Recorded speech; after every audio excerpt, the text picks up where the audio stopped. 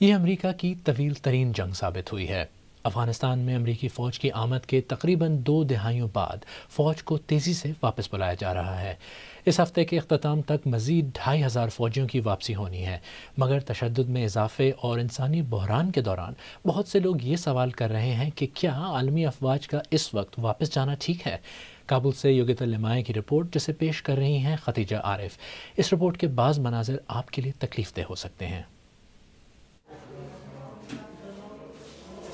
افغانستان میں بچوں کا واحد ہسپتال، یہاں ہر روز ہزاروں کی تعداد میں نئے مریض آتے ہیں۔ جن بچوں کی جانیں بچ سکتی تھی وہ یہاں دم توڑ جاتے ہیں۔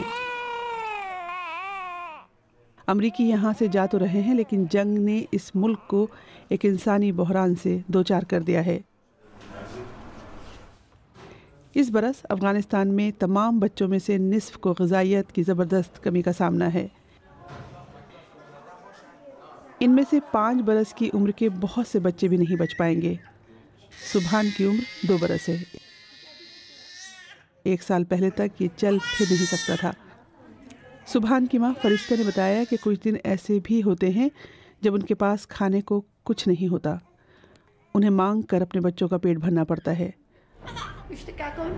اور جب بچے ان سے کھانا مانگتے ہیں اور ان کے پاس دینے کو کچھ نہیں ہوتا تو وہ بے حد مایوس ہو جاتی ہے۔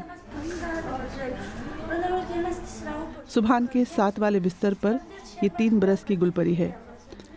افغانستان میں لائف سپورٹ سسٹم کی مانگ میں گزشتہ 4 برس کے مقابلے میں 6 گنا اضافہ ہو چکا ہے۔ میں نے ملک کے نائب صدر سے یہ پوچھا کہ کیا یہ امریکی فوجیوں کے انخلاء کا درست وقت ہے۔ We believe the mission is not accomplished. ہمیں لگتا ہے کہ مشن ابھی مکمل نہیں ہوا۔ طالبان نے خود کو القاعدہ سے الگ نہیں کیا۔ میں امریکیوں کو ایک دوست اور اتحادی کے طور پر کہہ رہا ہوں کہ طالبان پر تصدیق کیے بغیر بھروسہ کرنا جان لیوا غلطی ہے۔ آپ کے خیال میں عالمی طاقتوں کو القاعدہ کے خطرے سے کتنا محتاط رہنا چاہیے؟ Very deep. وہ اپنے انخلاء اور واپسی کو کوئی بھی نام دے سکتے ہیں، لیکن شدت پسند بھی ان کے جانے کو ایک نام دیں گے: شکست، انخلاء، ہتھیار ڈالنا اور فرار، اور یہی چیز پوری دنیا میں دہشت گردوں کے حوصلے بلند کرے گی۔ مغرب کے لیے جو چیز صرف ایک خطرہ ہے، افغانوں کے لیے وہ ایک حقیقت ہے جس میں وہ رہتے ہیں۔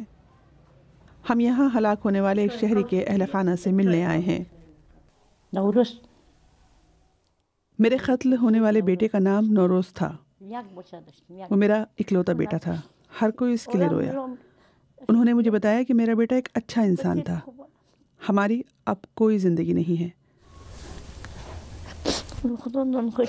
دیکھیں، ہم اس کمرے میں رہتے ہیں بغیر کسی چیز کے، صرف اس کے بچے ہیں اب میرے ساتھ۔